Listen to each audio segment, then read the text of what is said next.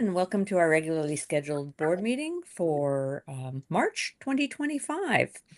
I would like to begin this evening, if we could please center ourselves in prayer. In the name of the Father, Son, and Holy Spirit. Father in heaven, may the faith that you have given us in your Son, Jesus Christ, our brother, and the flame of charity enkindled in our hearts by the Holy Spirit, reawaken in us the blessed hope for the coming of your kingdom. May your grace transform us into tireless cultivators of the seeds of the gospel. May those seeds transform from within both humanity and the whole cosmos in the sure expectation of a new heaven and a new earth, when, with the powers of evil vanquished, your glory will shine eternally. May the grace of the Jubilee reawaken in us, pilgrims of hope, a yearning for the treasures of heaven. May that same grace spread the joy and peace of our Redeemer throughout the earth. To you, our God, eternally blessed, be glory and praise forever. Amen. Amen. In the Father, Son, and the Holy Spirit. And my apologies, I have lost our chat here. I would also like to provide the land acknowledgement. We would like to acknowledge that we are on the traditional lands of Treaty 8 territory and the homelands of the Métis people.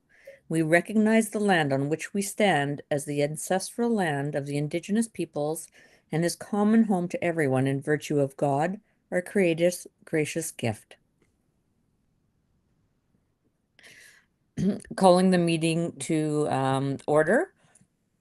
We've had an opportunity to review the agenda prior to the meeting. Are there any changes or additions? Seeing none, I would ask for a fellow trustee to please motion for adoption of the agenda as presented. I motion to adopt the agenda as presented. And all in favor? In favor.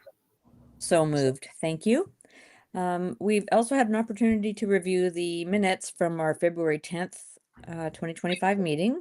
I would ask for, if unless there are any changes, additions, or omissions, if I could ask for a trustee to please motion for adoption of the minutes as presented. I move the minutes from the February 10th, 2025 regular board meeting be adopted as presented. Thank you. And all in favor? Thank you all. We move now to item number 7, the board presentation, and I cede the floor to Superintendent MacArthur Poole.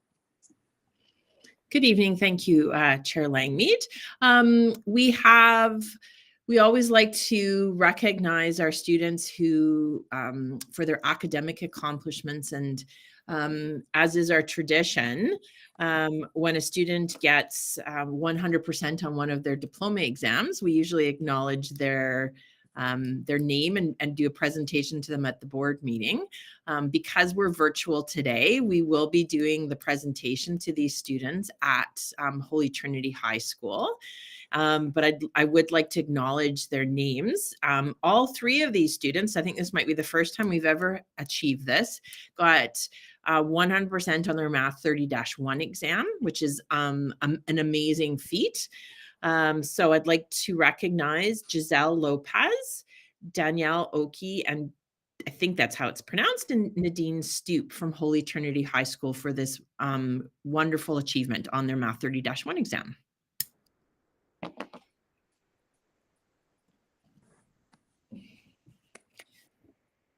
That is wonderful news. Thank you very much for sharing that with us. Having had a child who just went through that exam last year, that is quite the accomplishment for sure. Absolutely. We move now, and I'm sorry, Vanessa, if you're able to bring us back to the agenda, please.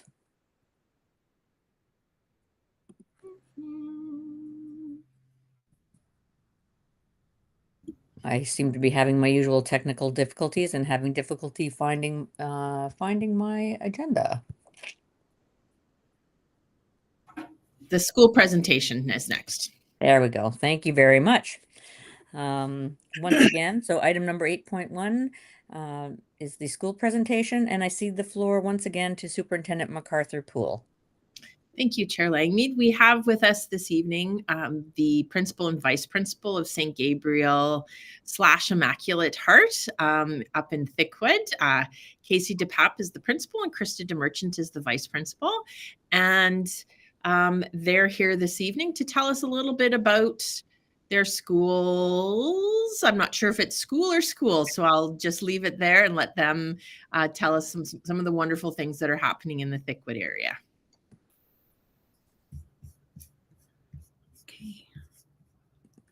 Okay, so there we go. I think that worked. Okay, that worked. We can see. All right. Okay, well, thank you for having us tonight. And we will be discussing a little bit in generality about our two schools plus another program this year. And then there will be a primary focus on some changes that have been made in Immaculate Heart of Mary. So, so we want to offer tonight a glimpse, of course, the uniqueness of our schools with our St. Gabriel Elementary School and our high school, and addition of CASA classroom this school year. St. Gabriel stays somewhat consistent from year to year with the number of students. So we are currently at 220, which is very similar to last year. We're 8 to 6 school, of course, with a lot of work, strong work with practicing our faith theme, doing small things with great love with our guardians. We currently have 10 teachers, 14 educational assistants, and 1 half-time librarian. So at Immaculate Heart of Mary, as an outreach school, our focus is really on helping students achieve their high school diploma, and if possible, connecting with them to make sure they have the courses they need to attend a post-secondary education program when they finish with us. But for most of our students, our 187 students, for most of them, the primary goal is the high school diploma. We have grown in grade 10 and 11 this year. We have 56 grade 12 graduates this year, which is up from 44 last year, I believe. And we have a huge number of returning grads this year who are working on courses for their post-secondary. So we are sitting at 52. I do think we'll hit 200 students because we've received quite an influx of registrations at this time of year from Father Mercredi and Holy Trinity. We started the year with 3.3 teachers. So we had an English teacher and a math teacher and a social studies teacher who were all kind of sharing some basic science courses. But we quickly realized we weren't doing our students a great service by having people of not having a science background teaching these courses. So we met with Natasha and Lisa, and we were able to hire a science teacher for this semester. And that has been going amazingly well. The students feel very much supported. We continue to keep our partnership with St. Isidore Online School for chemistry and physics. And that's probably something we will continue for next year because it is a small niche number of students that are asking for those courses. And then that way we can really focus in on providing the support to the students in the biology and the general sciences courses. We also have an addition of 0.3 of Miss Jenna Power, who is doing our phys ed courses and our career and life management course. And that has been going amazingly as well as too. She's really working on connecting with the students, and they are really enjoying Jenna. And if you know Jenna, you know how amazing and friendly and outgoing she is. So it makes the work with her a little easier for some of our high school kids. And lastly, CASA students are enrolled in Immaculate Heart of Mary database. So this semester we have 8. I believe first semester there were 12 students in the CASA program. They decided to scale back this semester to focus in on those mental health needs of those students. And that's our third Yeah, our addition this year, so in addition to our elementary and high school, we have now the CASA program, CASA Classroom, which is a partnership with the Alberta government and community partners and school divisions, both our Catholic school division and our public school division. CASA Mental Health has committed to delivering mental health care in classrooms, and the CASA Classroom addresses the need for services closer to students by bridging a child's mental health and school needs, and that's from the CASA Classroom website. And so currently we do have the classroom, a calming room, and a meeting room in our portables for those students who are attending the CASA Classroom. This is the second semester. So we have a new cohort that are in our school, providing them with the mental health supports that are needed. And then they will transition back to their home school for the fall. And we have one classroom teacher who is from FMCSD, and then there is a team of mental health supports. Some are here every day, and some come in and out based on the needs of the students or the meetings with their families. And I think that we could say that there were quite a few growing pains for the program for the first semester, because this is such a unique program that is new to our school division, but also new to the province in general. So there were a lot of things that we kind of had to work through as a school, like how are we supporting, who's responsible for communication to families in certain situations. So I think we're in a better place now than where we started at the beginning of the year. But additionally, we just found out that we are having a visit from CASA program coordinators from around the province at the end of March, because our program here in Fort McMurray is considered the stewardship program of all of them.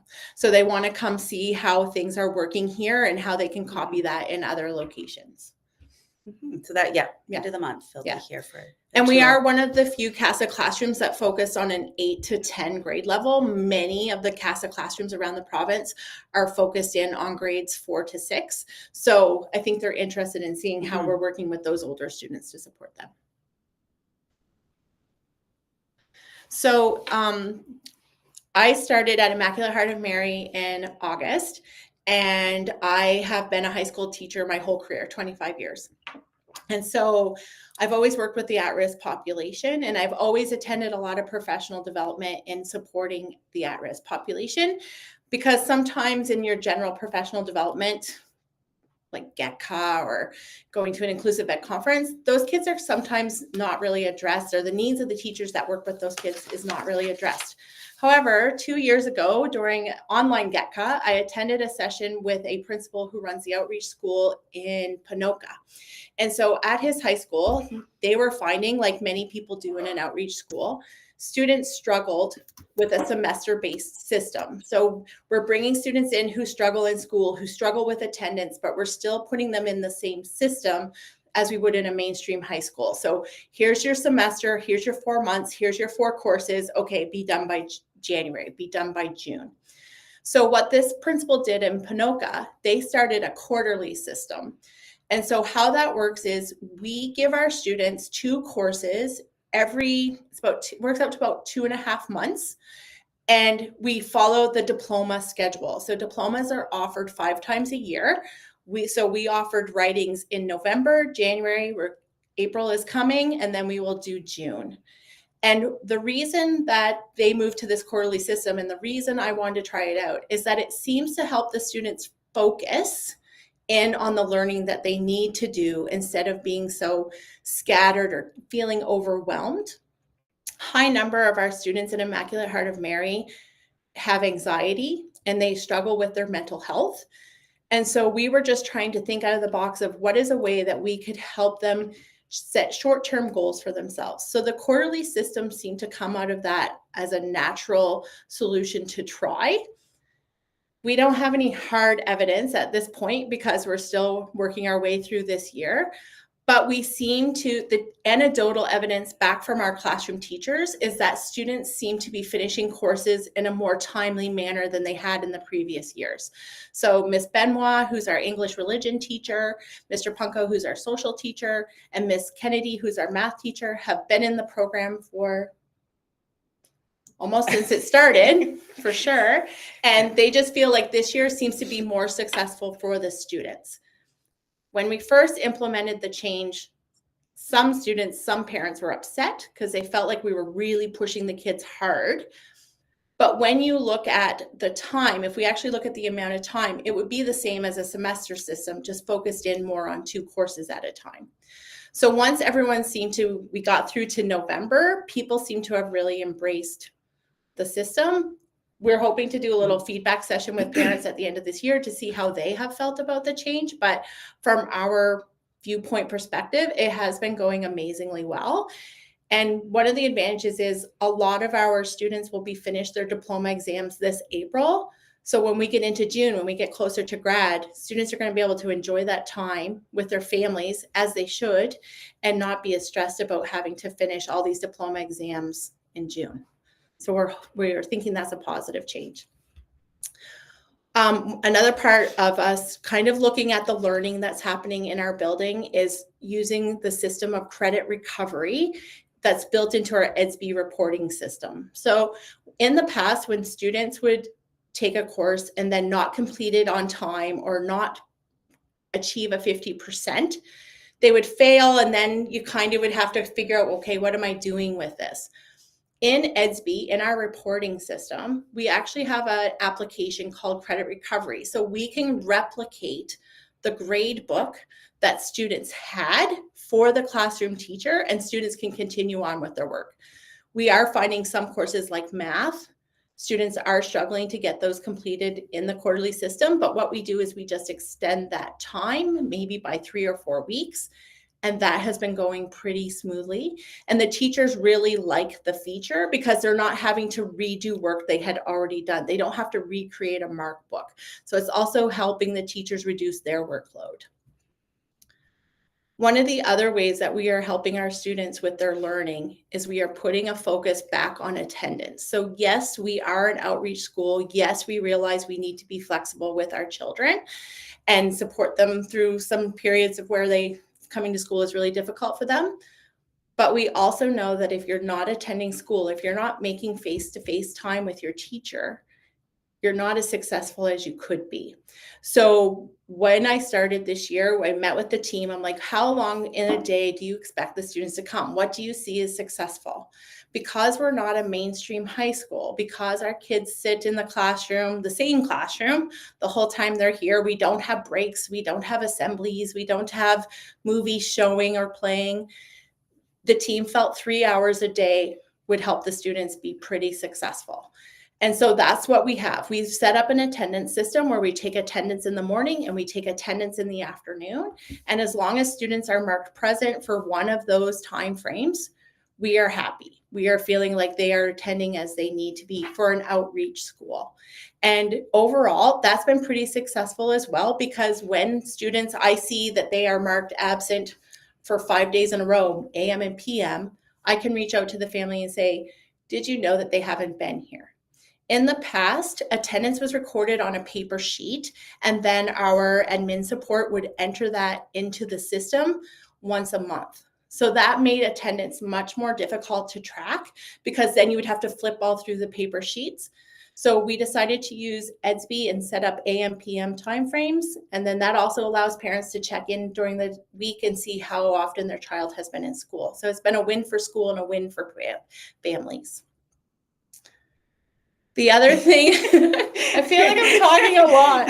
We've done a lot, and I think it's all been good. The other thing that we've done is we wanted to connect our Immaculate Heart students to our core values as a division, because we feel like it's really important to celebrate successes when we see them.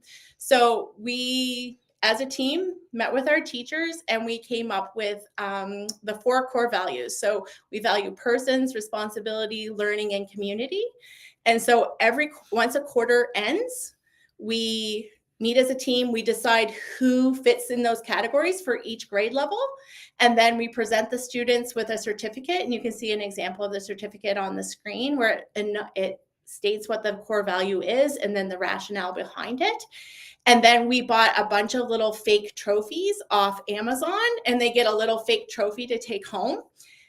And you would think I was surprised. I'm like, I don't know if they're gonna. I was surprised how excited they were about. you that. would think for high school kids, they would be like, "Ma." They all love them, except for one kid. He was like, "You can keep it. I don't want it." So, but they are all very, like, when they get the award, they come to the office, they think they're in trouble.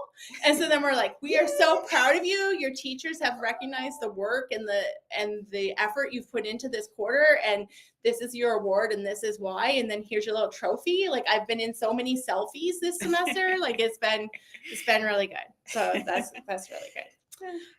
This year, our Indigenous liaison, Mara Nokahu, came back. She was on a leave of absence last year. And so we've been working with Mara to connect with our high school Indigenous students. That in the past hadn't happened. So it was good work that was starting, and we hope when job action is over, it's good work that will continue. So we are looking forward to that. This year as well, we have our first RAP student from Immaculate Heart of Mary doing his RAP placement this semester, Aaron Keeley. We are super proud of Aaron. He worked really hard. I met with Kim Fitzpatrick in August, and the previous year, she was hoping that students from Immaculate Heart of Mary who wanted to attend RAP meetings, RAP preparation meetings, would just go to the meetings at Merck. And I explained to her, our students have come here because they don't want to be in mainstream school settings. Mainstream school settings don't work for them. So she agreed to come every other week, and she's been doing RAP meetings here at Immaculate Heart of Mary. And I believe we have one candidate that we will be able to put forth for a placement for next year. So while it is small, when you look at what our size is, that is pretty good for us. And so we are quite excited for that. And we also have Jenna Power, who is working with Careers Youth Indigenous Programming. Allison is her name from Careers. So Jenna's been setting up meetings between Allison and some of our Indigenous students for Careers Programming, and she's coming tomorrow to do their applications with them. There's 4 of them for the summer. So that is good progress for our students here as well. And then lastly, I already mentioned about Jenna and doing the phys ed and the wellness with the kids. But the other piece that has worked really nicely is that a lot of our students have asked Miss Power, like, could we have open gym sometime? Like, could we come play basketball? And so now we have a group of students from Immaculate Heart of Mary that come to our St. Gabe's basketball practices and are helping Jenna coach the kids. So that has been a really nice mentorship that has happened naturally in our building to help merge the two schools together.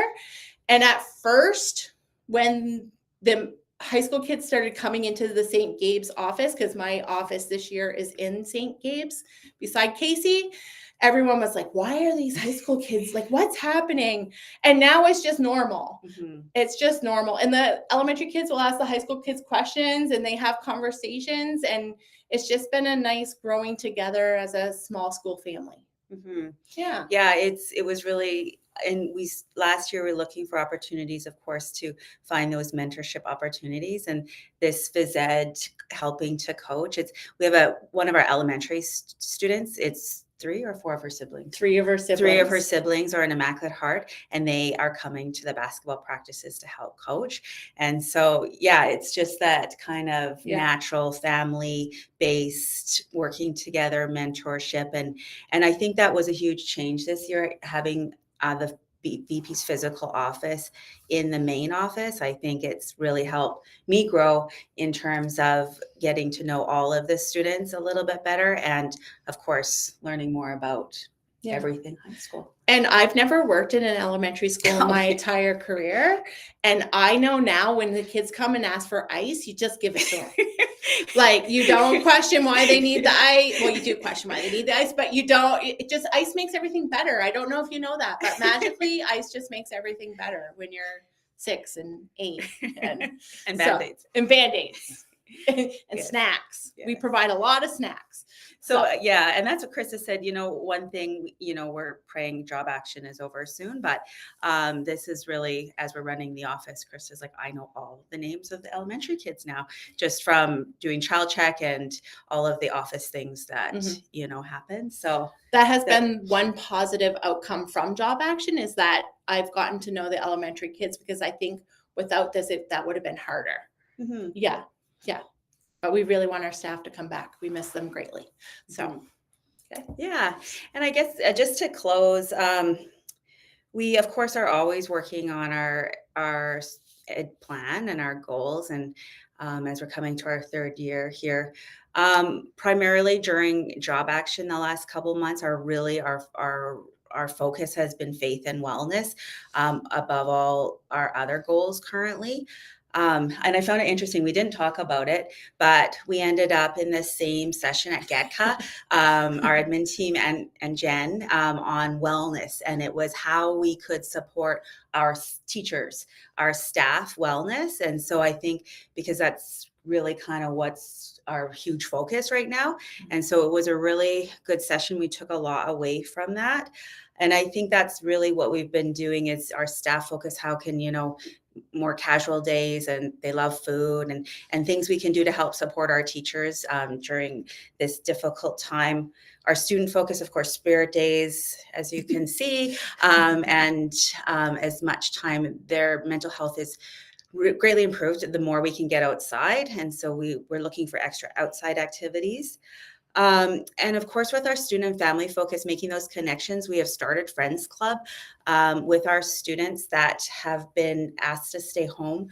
So once a week, we are offering programming and more for some students based on their needs and what we can provide to keep that connection and keep their relationships growing, and help support the families so that they're not feeling alone in this.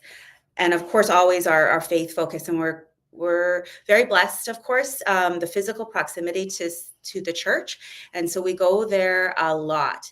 And so next week, Father Lester and Nick Murphy are going to offer us a learning mass, very similar to what we were offered as teachers at Spiritual Development Day. Yeah. And so we're going to go next week, and our whole school, and have our students have that opportunity so they understand why we're standing and why we're sitting and why we're kneeling and why we're saying certain things in church. So I think it will be a really great experience because we go so often. Yeah.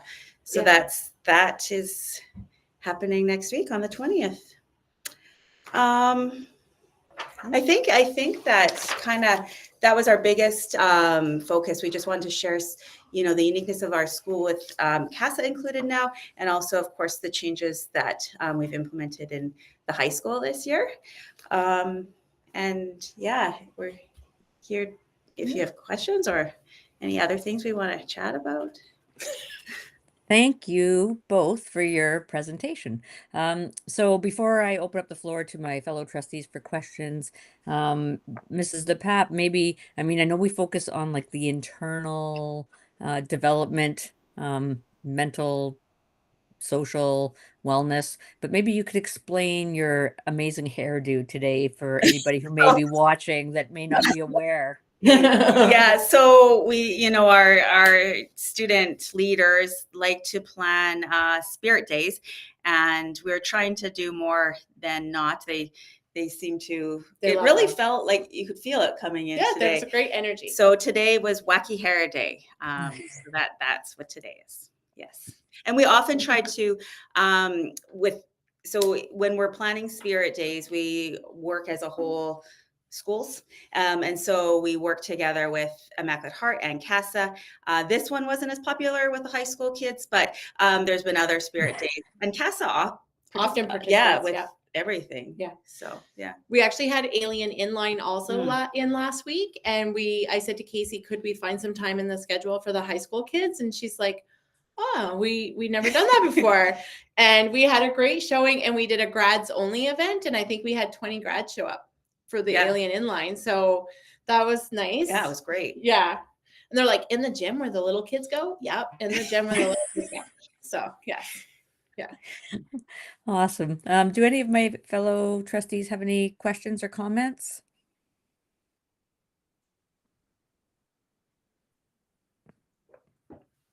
Wow, Well, there's my group. sorry. I'll just briefly say that was very informative. Thank you so much. Trustee Galanzowski? Yeah, thank you. I just wanted to reaffirm that I think this is amazing that this has evolved into uh, such a thing. It's, it's from its genesis when it started during COVID, and just to see that evolution and the growth and just how it's come together sort of keep in a more structured way, yet keeping that unstructured sort of feeling for the kids and for the students. I think it just has really been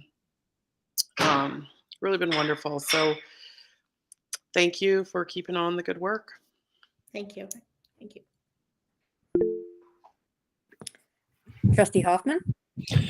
Yeah, I just wanted to thank you both for your presentation. I always have a real interest in what's going on at Immaculate Heart. You know, it was kind of a pilot project during COVID. It's got a little bit more flexibility, and just listening to how you're responding to the needs of the students is always interesting to me as to what kind of success you're seeing with that. And so really appreciated the presentation. Really interested to see the fruits and the results of this quarterly system. I think that's really cool. I think that, you know, it really helps to focus the attention and kind of get one checkbox done first at a time. And yeah, I think that's really, I think it's really helpful. I think I'm excited about it. It's very cool.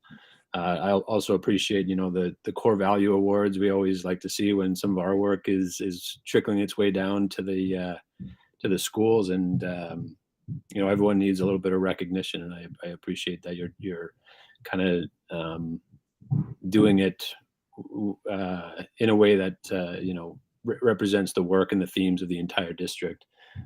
So yeah, I appreciate it. Thank you for your presentation. Thank you. Trustee Jean-Pierre? Yeah, I actually just thought of one comment during the presentation that I really actually liked is a little different, I'd say, from last year is the attendance. That new doing that, I think it's so important as kids are getting, or teenagers are getting to, they're going to go off into, real life, and attendance really matters when you say you end up getting any type of job. So I think it will really help them. So kudos for that. Thank you. Superintendent MacArthur-Poole.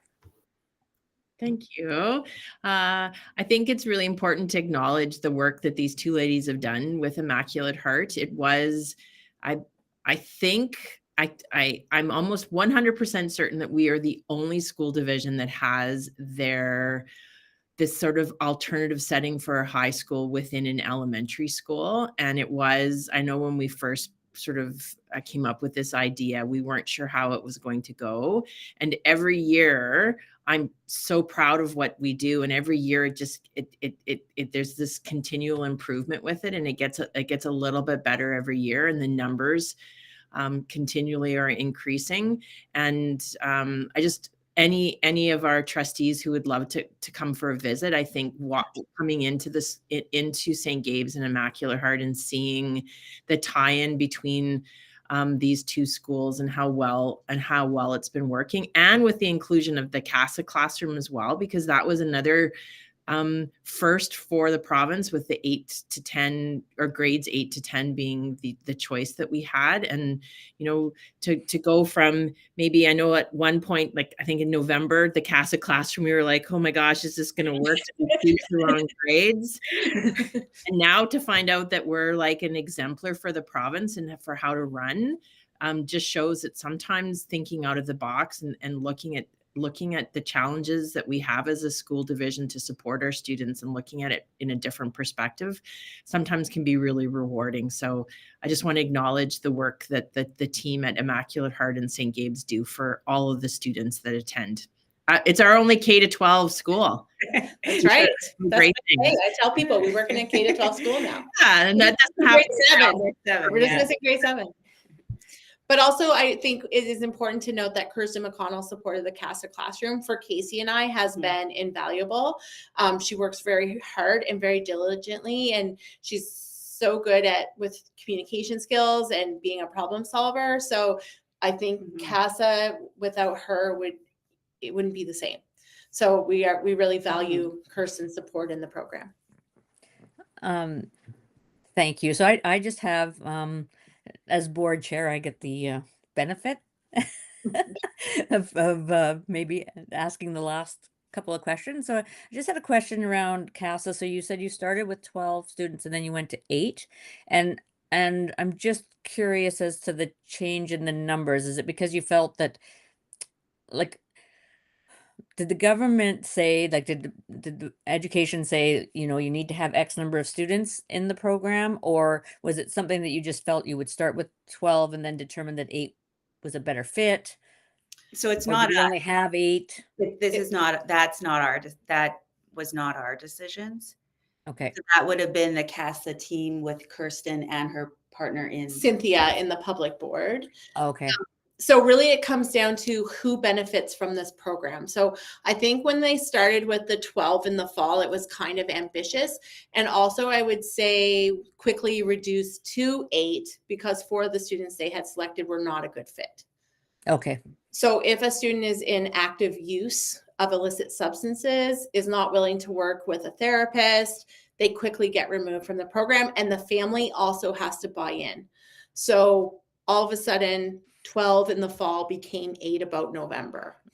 And then I think they realized that that's probably because there is a psychologist attached to the program. It's really hard to do therapy with 12 students each week. And I think the number 8 works better for individualized support. Yeah. And so no, Okay. there hasn't been a magic number. It's just who could benefit and who would be a good fit.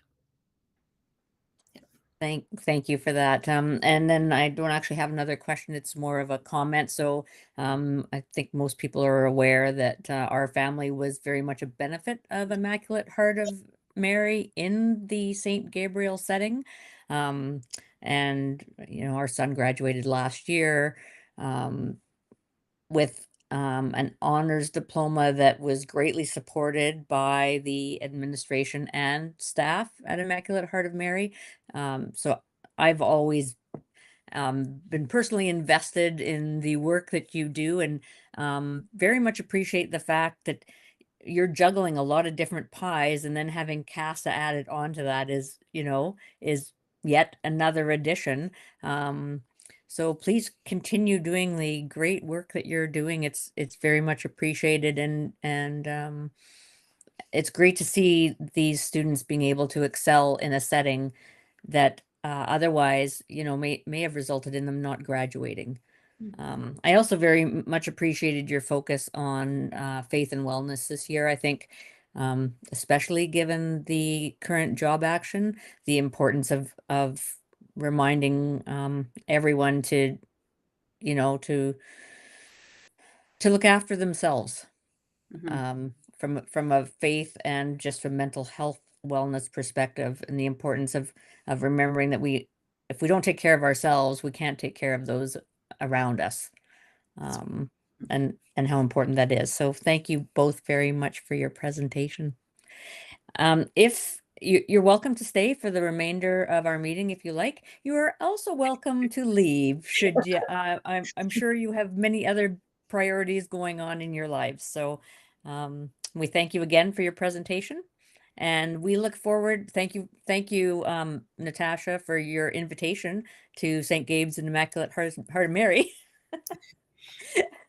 And so hopefully we can take advantage of that in the near future. Okay. Perfect. Okay. Thank you Thanks, so much. everyone. Thank you. Okay. Good night.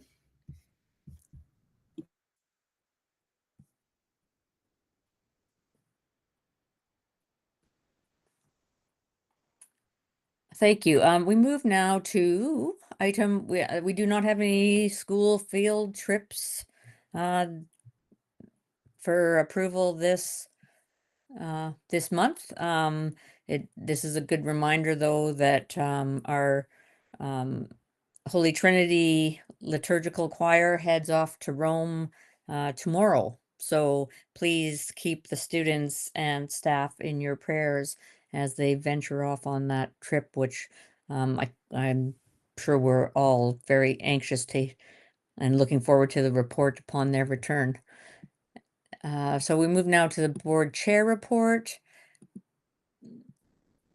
I only really have one kind of new item for the month. for myself, and that is that that there was a meeting held with the Alberta School Board Association executive and board chairs of other school divisions regarding the ongoing labor negotiations, and advocating for our staff on a provincial level. We continue to work on board policies and, as always, sharing the correspondence from our various stakeholders with my fellow trustees and superintendent. The board chair designate, so Vice Chair Hoffman kindly attended a couple of sessions in my absence. So he attended the Alberta Bishops Assurance meeting in February, 22nd, I believe that was. And, or sorry, on the 21st. And then on the 22nd was the Alberta Catholic School Trustees Symposium on Catholic Trusteeship. So we look forward to those reports in the near future. I had the opportunity to attend the Ash Wednesday Mass with Our Lady of the Rivers Catholic School, which is their grade 4 to 6 students. They also, similar to St. Gabe's, because of their proximity to St. John's Church, are able to attend church regularly. And so it was, I enjoyed the opportunity to share in fellowship with them at that mass. And Natasha, Superintendent MacArthur Poole was also in attendance at that one. And other than that, regular ongoing check-ins and updates with the superintendent and communication with the superintendent to support operations and other matters that come up throughout the month. I was also away for a couple of weeks, so I appreciate everybody else stepping in where needed and required. Thank you. That is my report for this month. And we move now to the next item, which is the superintendent's report.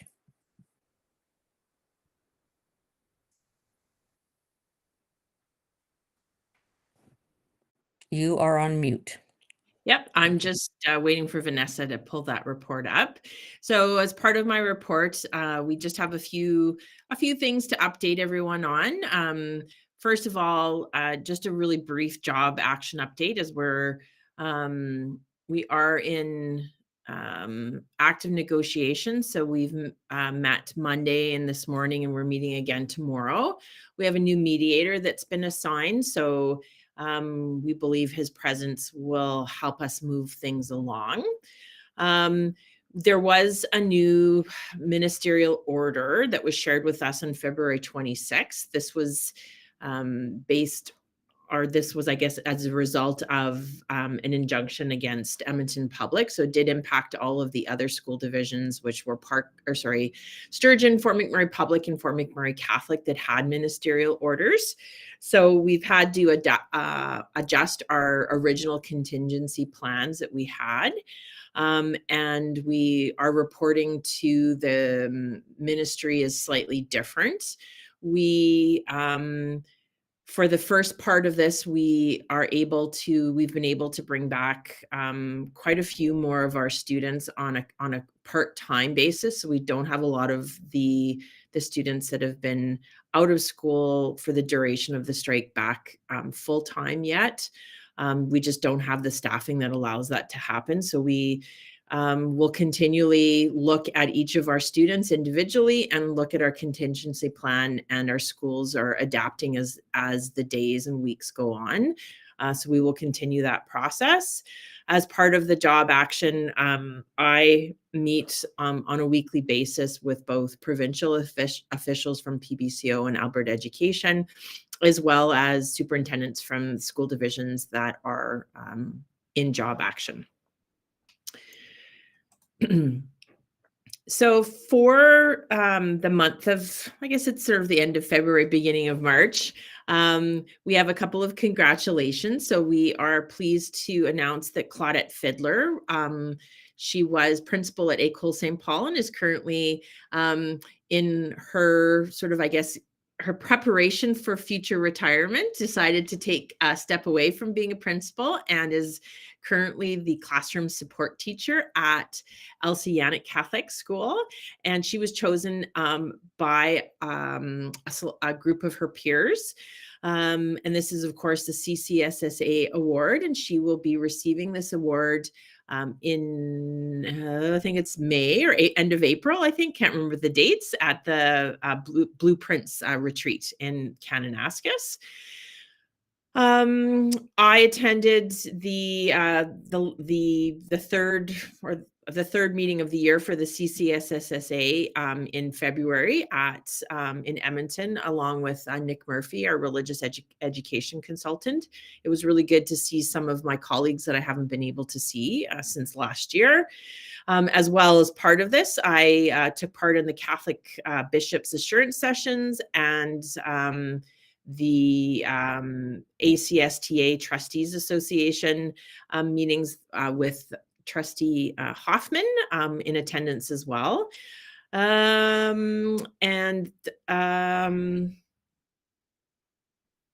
I think that's it for that page.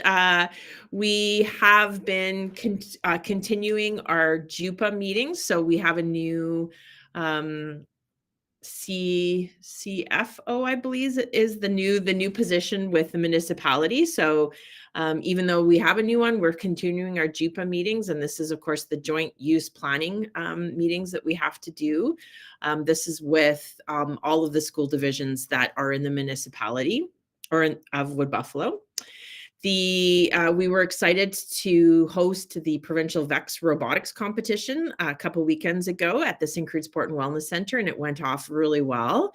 It was nice to see so many of teams from outside of the province come to see how we can successfully host an event of this size. And kudos, of course, to the teams from both school divisions for putting that on. Of course, from our school division, we had Megan McKenney, Holly Kalma, and I believe Ryan Manuel from Holy Trinity, who had key roles in that planning. And if I forgot anybody else, I will let you know. But those are the three, I think, key players. And again, looking forward in the next weekend of March. So actually in 2 weekends, we are hosting 3A provincial basketball, the men's, at Holy Trinity. This is going to be a really huge event for Fort McMurray.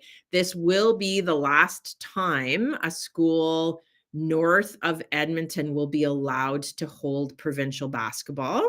I'm not sure why the ruling came out, but that is the ruling. So we are excited to be, for our one and only time, or at least with the present regulations, to host this event.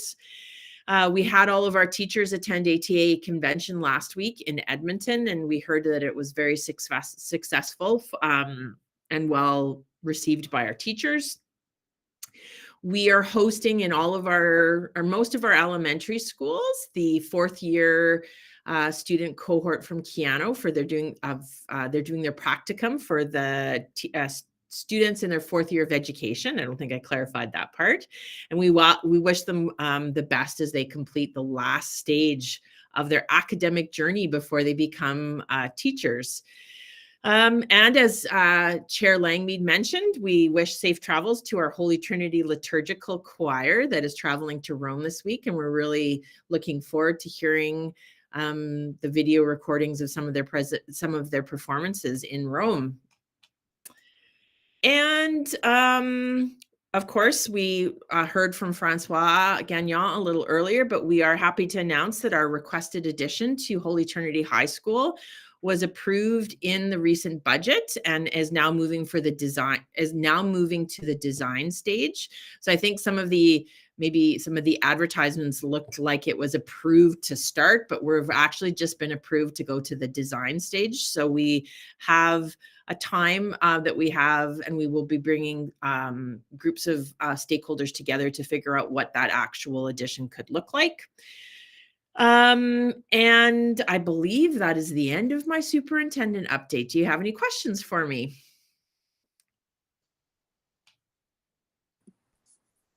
Okay, thank you very much. Sorry, I was trying to find my unmute button. I do not have any questions. So we can move on now to item number 12. The board items for decision, and I cede the floor once again to you, Superintendent MacArthur-Poole. Thank you. So every year I bring the following year's calendar for approval. I think I'm a month early. I believe this was April last year, so I was hoping I could get it to you in February. But of course, part of the process is making sure that we have spoken with all of our stakeholders. So this was when we put our draft calendar together. I work with Fort McMurray Public because, of course, they are one of our biggest stakeholders, because we want to make sure for busing and for just making sure that our parents are on the same schedule in Fort McMurray, because so many of our families have students that attend both school divisions. We start the consultation process between both with the Fort McMurray Public individuals from division office who work on their calendar. And then I bring it to schools, and schools then will share it with their teachers to get feedback at a staff meeting. They share it with their parents at school council meetings. We normally share it with our support staff members, but unfortunately we're not able to do that this year. We also share it with our, the COSC, the chairs of each of our school council meetings at our last COSC meeting. So it has gone through a lot of different stakeholders. Some of the key changes were based around some of the diploma exam schedules. That's really the basis of the calendar, is when the diploma exams are scheduled for both semesters or for throughout the school year, because now that Immaculate Heart of Mary is a quadmester school, we want to make sure that our spring break isn't tied to the April exam sitting. So that was something that we had to reflect on and change, as well as trying to make sure that we have PLF scheduled around some of our key events, like Santa Delivery Day that we have at Father Mercady, like our June grad events that occur in our high schools. So that's were all taken into consideration, as well as feedback that we got from our teachers. So this is the final draft of our calendar for the 25-26 school year. It also includes the key operational days or the key holidays for the next school year, for the 26-27 calendar year, so that families who might be booking vacations, etc., a year ahead of time also know when the big holidays, Christmas and spring break, will be in the following school year. And that is what I have for approval from you today. So I ask for board approval on this calendar tonight. Does anybody have any questions with respect to the calendar? And I'm sorry, could we just see the calendar again briefly?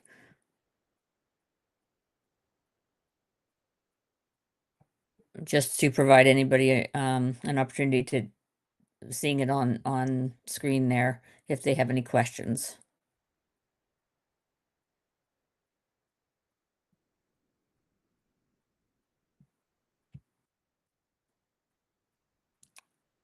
And seeing none, I would be looking for a trustee to please provide the recommendation to the board. Be it resolved that the Fort McMurray Catholic Board of Education approve the 2025-2026 school calendar as presented. And all in favor? In favor. I'm sorry, I cannot see Trustee Byron. Is he? Perfect. Thank you very much. All right. And that is so moved. So thank you, Superintendent MacArthur-Poole, to you and your team for all of your hard work and diligence. We know that the calendar is a lot tougher to put together than what it seems, and it It appears that now with the addition of the quarterly system, that's just going to add more on your plate as far as sorting out the dates and number of operational and operational hours and days. So we appreciate your work on that. We move now to administrative reports. I know that, well, I'll cede the floor to you, Superintendent MacArthur-Poole, for that one as well. Thank you very much. Yeah, I just send regrets from our Deputy Superintendent, Lisa Hilsenteger, who is who has been taking her SLQS course on Tuesday nights, and we normally have our board meeting on Monday nights, but we had it on tonight because of the time change, etc. So she passes on her regrets, but I will read her report for her if Vanessa wants to just pull up her report on the screen for us.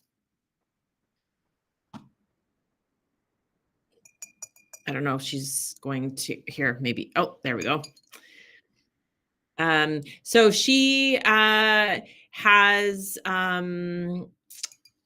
schools continuing to navigate some of the coverage in our school system because of the TASs. As you may or may not recall, that TASs are part of CUPE, so they are a key player in our ability to cover teacher absences, and without them, it is exceedingly difficult to cover teacher absences. So since February, we've had a 52.1% fill rate. So obviously not anywhere close to what we were in a normal year would have. We are celebrating Substitute Appreciation Week this week for the few subs that we do have, our certified subs that are present, and they've really been gracious in terms of how many term positions that they've been willing to accept, because we have lots of our subs that don't necessarily want to take on long-term jobs, and they know that we are in need of a lot of support from them. So they've been helping us out as much as they can. So we're very gracious to them for that. We've had 33 new students register with Fort McMurray Catholic Schools since February. And the only reason we know that number is because our HR people are supporting our schools with registration. So that's something that isn't normally in an HR report, but because they are doing this role for the schools, it's nice to see that it's good to see the fluctuations in registration that we have every month. As part of our preparation for a potential end to our job action, we recognize that bringing our CUPE members back into their schools does require a little bit of preparation. So we have, I guess we've just, I think, signed a contract with an external consultant who is going to be helping us with this process to make sure that the return to work after job action is as smooth as possible for everyone involved. So our principals will be having their first professional development with this on a Friday during our PLF, and we'll continue this just to make sure that the transition back to work is as seamless for everyone and as smooth as possible, so that it's everyone's thoughts and opinions are taken into consideration with how we bring people back into our schools. We want to make sure it's just a comfortable, because after a long-term job action, it's there's going to be lots of things that we have to consider, that we need somebody who's more seasoned, I guess, with strikes and job actions, et cetera, and how we can make sure that the transition back is the most successful it can possibly be. So we are looking forward to speaking with Travis and his team on Friday. And I believe that is it for the HR report. Thank you. Thank you for that. Moving on now does anybody have any questions for Superintendent MacArthur-Poole on the the deputy superintendent report? And if not, we move now on to trustee reports. I do not have a report for the ACSTA, or Alberta Catholic School Trustees Association, this month, other than to mention that we do have an upcoming MLA advocacy event in April. And I'm not sure at this point, Trustee Hoffman, if you would like to, if you would have anything to report on back regarding the symposium, just briefly, or if that's going to be part of your internal report. Sure, I can just include it with the Grace report. Okay, awesome. Thank you very much. And at this point, I'd like to just say that my apologies to Trustee Byron. I was remiss in mentioning when I discussed attending Ash Wednesday Mass that Trustee Byron was also there. He and his wife were in the role of music ministry. So my apologies again to you, Trustee Byron, for not mentioning you the first time around. And I move now to Trustee Galanzowski for her ASBA report. I don't have any external information to share from the last February ASBA zone meeting. We'll share that internally, and then the next meeting is Friday, this Friday, which you will be attending for me. That is correct. Thank you. Moving now to the Collaboration for Catholic School Councils. Yeah, we did meet in February.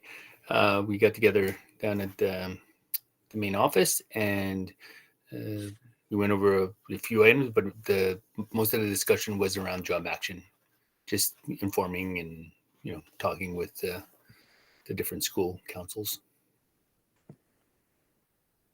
Thank you, Trustee Janvier. Did you have fairly good attendance for that CCSS? Yeah, it was decent.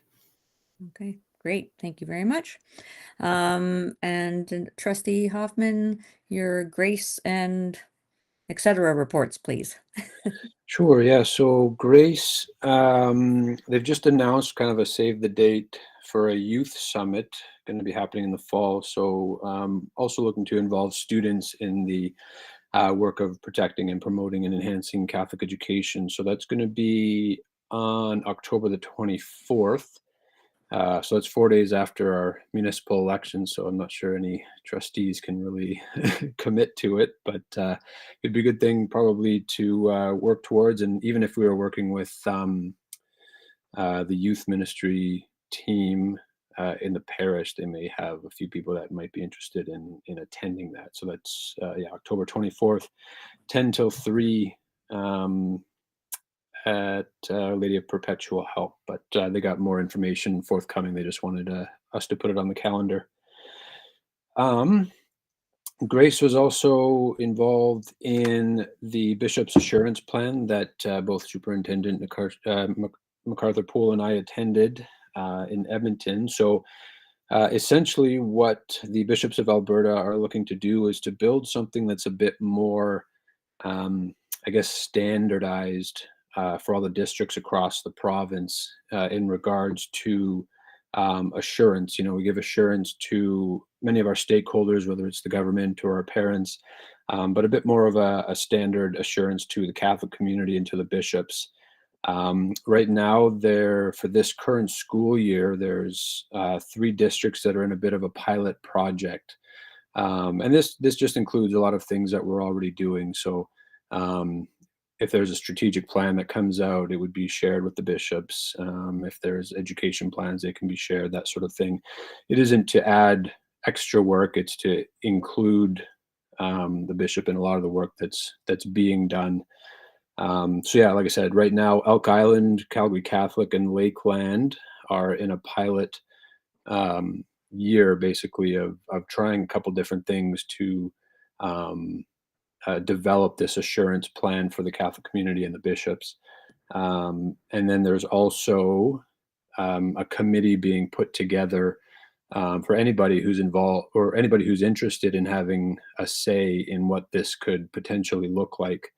to provide their 2 cents. They'll be working alongside those pilot project districts. So that's in a nutshell what the assurance plan was.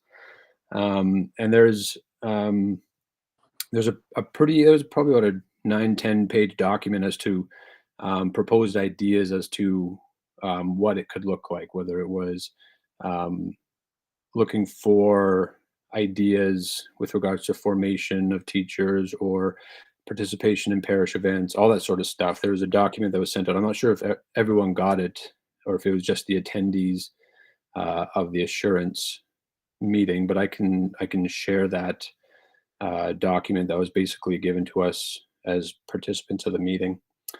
So that was the assurance meeting, and then we did a Friday evening and Saturday symposium, and that was that was another great gathering with the ACSTA.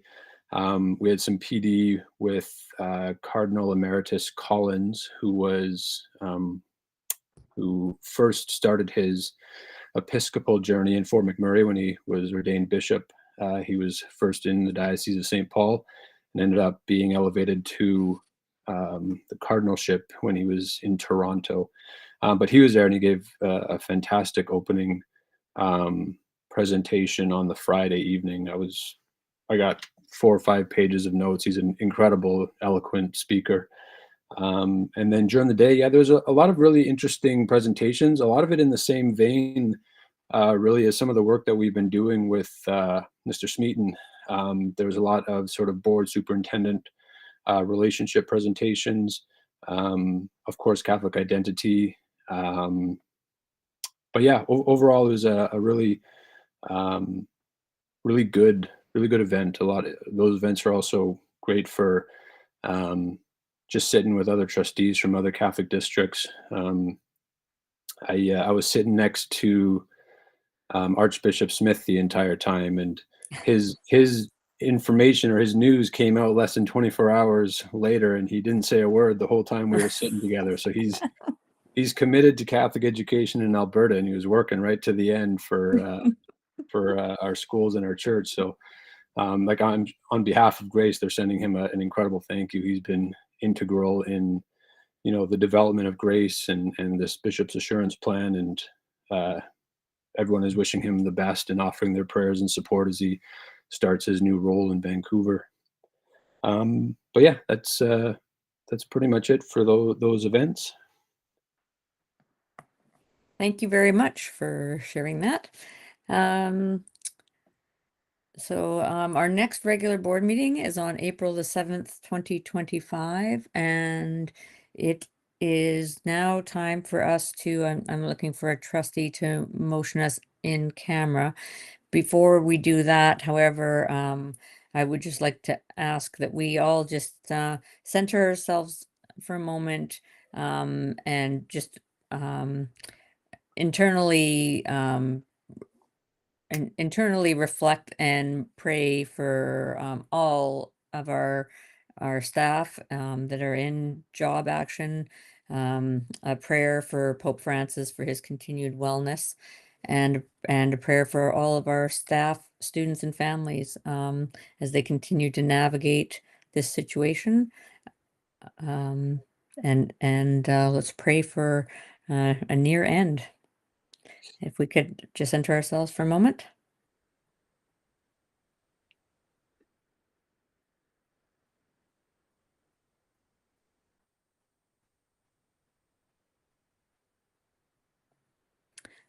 Thank you. And with that, I would ask for a trustee now to motion us into in camera.